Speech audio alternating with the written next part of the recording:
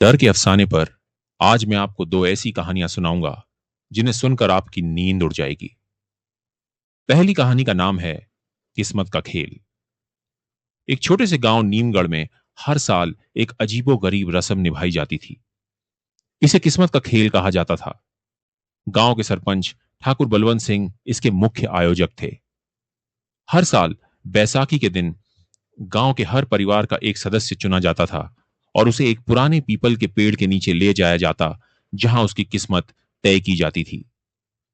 किसी को नहीं पता था कि असल में यह खेल था क्या, क्योंकि जो भी चुना जाता वो कभी लौट कर नहीं आता था।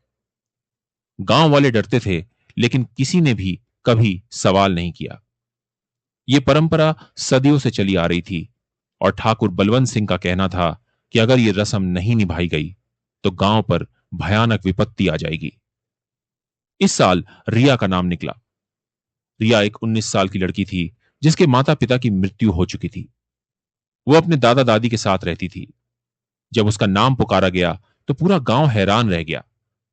रिया के दादा ने गिड़गिड़ाकर ठाकुर से विनती की, ठाकुर साहब, ये मेरी इकलौती नातिन है, कृपा करके इसे छोड़ दें। लेकिन ठाकुर की आंखों में कोई दया नहीं थी। उसने ठंडी आवाज में कहा, नियम तो नियम होते हैं, अगर रिया नहीं जाएगी तो पूरे गांव को भुगतना पड़ेगा। रिया को डर लग रहा था, लेकिन वो जानती थी कि भागने का कोई रास्ता नहीं है। उस रात गांव के लोग उसे पीपल के पेड़ के नीचे ले गए, जहां एक पुराना कुआं था। ठाकुर ने एक काले कपड़े से ढके हुए बक्से से एक कागज निकाला और पढ़ा, रिया, तुम्हारी किस्मत कुएं के अंदर तय होगी। गांव वालों ने रिया को कुएं की ओर धकेल दिया। वो चीखती रही, लेकिन किसी ने उसकी नहीं सुनी। जैसे ही वो कुएं में गिरी, उसने खुद को एक अंधेरी जगह में पाया। वहां हवा में एक अजीब सी ठंडक थी और दूर से किसी के रोने की आवाज आ रही थी। तभी उसने देखा, कुएं की दीवारों पर खरोंच के निशान थे, जैसे किसी ने बहुत कोशिश की हो बाहर निकलने की। वो डर के मारे कांप उठी। तभी उसे एक धीमी आवाज सुनाई दी, तुम भी हमारी तरह फंस गई हो। रिया ने पीछे मुड़कर देखा। वहां कई सारी आत्माएं एक साथ खड़ी थीं। ये सभी वो लोग थे जो पिछले सालों में किस्मत के खेल के शिकार हुए थे। उनकी आंखें नहीं थीं और उनके हाथों में खून लगा हुआ था। एक आत्मा ने धीरे से कहा, ठाकुर बलवंत सिंह, वो कोई इंसान नहीं, वो एक राक्षस है। वो हर साल एक जीवित इंसान की आत्मा इस कुएं में बलि देता है ताकि वो खुद अमर रह सके। रिया ने हिम्मत जुटाई और कुएं के सबसे गहरे कोने से एक गुप्त रास्ता खोज निकाला, जिसे ढूंढने में आत्माओं ने भी उसकी मदद की। वहां से निकलकर वो गांव के मंदिर में पहुंची, जहां ठाकुर बलवंत सिंह काले जादू की एक रस्म निभा रहा था। उसके सामने एक बहुत बड़ी पिशाच की मूर्ति थी, जिसके मुंह से खून टपक रहा था। ठाकुर ने रिया को देखकर हंसते हुए कहा, तुम वो पहली इंसान हो जो किस्मत के खेल से बचकर बाहर आई हो। मुझे कई सालों से तुम्हारा ही इंतजार था। रिया ने देखा कि मंदिर की दीवारों पर एक प्राचीन मंत्र लिखा था। आत्माओं ने उसे बताया कि अगर यह मंत्र उल्टा पड़ा जाए तो ठाकुर का जादू टूट सकता है। ठाकुर ने पास रखा खंजर उठाया और जैसे ही उसने रिया पर वार करने की कोशिश की, रिया ने जोर से मंत्र को उल्टा पढ़ना शुरू किया। एक जोरदार धमाका हुआ। मंदिर की मूर्ति टूटकर बिखर गई। ठाकुर चीखता हुआ जलने लगा। उसका शरीर कुछ ही देर में राख में बदल गया। कुएं की सारी आत्माएं बाहर निकल आईं। उनके मुक्त होने का समय आ चुका था। गांव वाले जब वहां पहुंचे तो उन्होंने देखा कि रिया जिंदा थी, लेकिन ठाकुर का कोई अता पता नहीं था। रिया ने गांव वालों को सच बताया। सब हैरान रह गए और उस दिन के बाद किस्मत का खेल कभी नहीं खेला गया। लेकिन कहते हैं कि आज भी कभी रात में पीपल के पेड़ के नीचे से ठाकुर बलवंत सिंह की हंसी सुनाई देती है, और अगर कोई उस कुएं के पास जाता है तो उसे एक आवाज ये कहती है, तुम्हारी किस्मत अभी तय होनी बाकी है।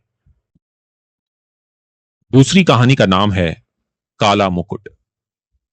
विशाल और उसकी पत्नी प्रिया उत्तराखंड के एक छोटे से गांव में रहते थे। विशाल एक सरकारी स्कूल में शिक्षक था और प्रिया घर संभालती थी। उनका बेटा आदित्य दिल्ली में इंजीनियरिंग की पढ़ाई कर रहा था। एक सर्द शाम को विशाल का पुराना दोस्त अरुण उनसे मिलने आया। अरुण एक आर्कियोलॉजिस्ट था और दुनिया भर के रहस्यमयी स्थानों की खोज करता था। मैं तुम्हारे लिए एक अनोखी चीज लाया हूं, अरुण ने गंभीर होकर कहा और अपने बैग से एक काला पुराना मुकुट निकाला। वो मुकुट धातु का बना हुआ था, लेकिन उस पर जंग लगी हुई थी और एक अजीब सी नक्काशी भी बनी हुई थी। ये क्या है? प्रिया ने डरते हुए पूछा। ये कोई साधारण मुकुट नहीं है, अरुण ने धीमी आवाज में कहा। मैंने इसे हिमाचल के एक खंडहर से खोजा है। कहा जाता है कि यह 3 इच्छाएं पूरी करता है, लेकिन हर इच्छा का एक भयानक परिणाम भी होता है। विशाल हंस पड़ा और बोला, अरे भाई, यह सब अंधविश्वास है। अरुण की आंखों में डर था। मैंने भी ऐसा ही सोचा था, लेकिन मैंने इससे एक इच्छा मांगी थी और उसकी कीमत मुझे चुकानी पड़ी। प्रिया ने धीरे से पूछा, क्या कीमत? अरुण ने अपनी आंखें बंद कर लीं और कहा, मेरी बहन। वो बस इतना ही कह पाया और बिना कुछ बताए चला गया। विशाल ने मुकुट को अपने बेडरूम की अलमारी में रख दिया, लेकिन उसके मन में जिज्ञासा बढ़ती चली गई। रात को जब प्रिया सो गई, उसने मुकुट को निकाला और मनी मन सोचा, काश मेरा प्रमोशन हो जाए। अगले दिन स्कूल से एक फोन आया। प्रिंसिपल ने बताया कि विशाल को हेडमास्टर बना दिया गया है। प्रिया बहुत खुश हुई, लेकिन विशाल के मन में एक अजीब सी बेचैनी थी। और ठीक 2 दिन बाद एक और फोन आया। विशाल और प्रिया के बेटे आदित्य की एक कार दुर्घटना में मौत हो गई। विशाल और प्रिया की खुशी का एहसास एक पल में मौत के सन्नाटे में बदल गया। विशाल को अचानक अरुण की बात याद आई। हर इच्छा का एक भयानक परिणाम होता है। क्या उसकी इच्छा की वजह से आदित्य की मौत हुई थी? आदित्य की मौत के बाद प्रिया पागलों की तरह रोती रहती थी। एक रात वो विशाल के पास आई और बोली, उस मुकुट से दूसरी इच्छा मांगो, मैं अपने बेटे को वापस चाहती हूं। विशाल का दिल धड़क रहा था, लेकिन प्रिया, वो तो मर चुका है ना? प्रिया ने चीखते हुए कहा, मुझे फर्क नहीं पड़ता, मुझे हमारा बेटा वापस चाहिए। विशाल ने कांपते हाथों से मुकुट उठाया और बोला, मैं चाहता हूं कि मेरा बेटा जिंदा हो जाए। कुछ देर तक कुछ नहीं हुआ। फिर अचानक दरवाजे पर कोई दस्तक दे रहा था। प्रिया दौड़कर दरवाजे पर गई। आदित्य, मेरा बेटा, मेरा बेटा। दरवाजा खुलते ही प्रिया को अपनी आंखों पर विश्वास नहीं हुआ। बाहर एक डरावनी आकृति खड़ी थी। आदित्य का मुर्दा शरीर, जिसकी आंखें सफेद थी और शरीर से बदबू आ रही थी। ऐसा लग रहा था जैसे वो सीधा मुर्दा घर से चलकर वापस आया हो।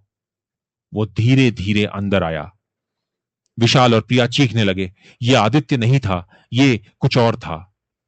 विशाल ने जल्दी से मुकुट उठाया और आखिरी इच्छा चिल्लाकर बोला, जाओ, मैं चाहता हूं कि तुम जहां से आए हो वहीं वापस चले जाओ। एक भयानक चीख के साथ वो आकृति गिर गई और धूल में बदल गई। घर में फिर से सन्नाटा छा गया। विशाल ने कांपते हाथों से वो मुकुट लिया और उसे घर के पीछे बहती नदी में फेंक दिया। कुछ दिनों बाद विशाल और प्रिया ने सोचा कि सब कुछ खत्म हो चुका है।